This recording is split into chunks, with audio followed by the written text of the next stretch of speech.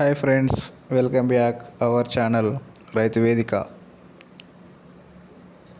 తెలంగాణ ప్రభుత్వం నుండి రైతన్నల కోసం మరొక తాజా వార్త రావడం జరిగింది. అదేంటో ఇప్పుడు మనం చూద్దాం. రైతు భరోసాకి సంబంధించిన కొన్ని షరతులు నిన్న వ్యవసాయ శాఖ అధికారులు తెలియజేయడం జరిగింది. జనవరి 26వ తేదీన రైతు భరోసా కార్యక్రమాన్ని సీఎం రేవంత్ రెడ్డి గారు కొడంగల్లో ప్రారంభించడం జరిగిన విషయమే.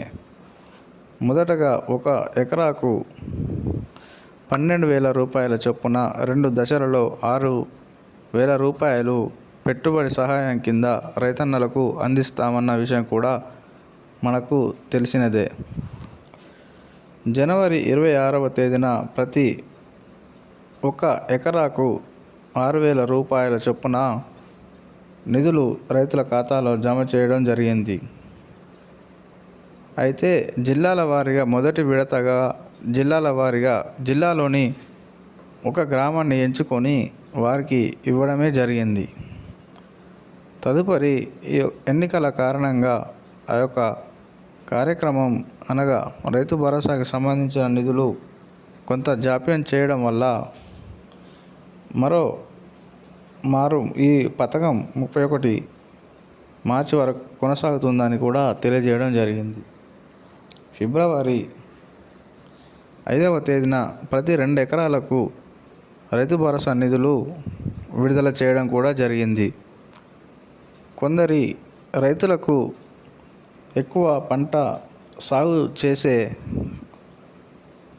భూమి ఉన్నందువల్ల 3 ఎకరాలకు సంబంధించిన నిధులు ఫిబ్రవరి 11వ తారీఖున 15 లక్షల మంది కూడా జారీ చేయడం జరిగింది. రేపు అనగా సోమవారం రోజున 4 ఎకరాలకు సంబంధించిన నిధులు కూడా విడుదల చేస్తామని వ్యవసాయ శాఖ వెల్లడించడం జరిగింది.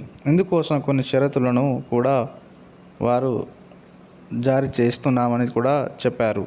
అవేమిటంటే, ప్రభుత్వ ఉద్యోగులై ఉండి 4 ఎకరాలు ఉన్న భూమికి రైతు భరోసాకు సంబంధించిన 4వ విడత డబ్బులు జమ కావని కూడా చెప్పడం జరిగింది. అలాగే ప్రభుత్వ పెన్షన్దారులు 10,000 కంటే ఎక్కువ తీసుకున్న వారికి కూడా రైతు భరోసా ఇవ్వలేమని కూడా నిన్న తెలియజేయడం జరిగింది. సో ఇలాంటి మరికొన్ని వార్తల కోసం మన ఛానల్ని సబ్స్క్రైబ్ చేస్తూ డైలీ ఫాలో అవ్వండి. Thank you.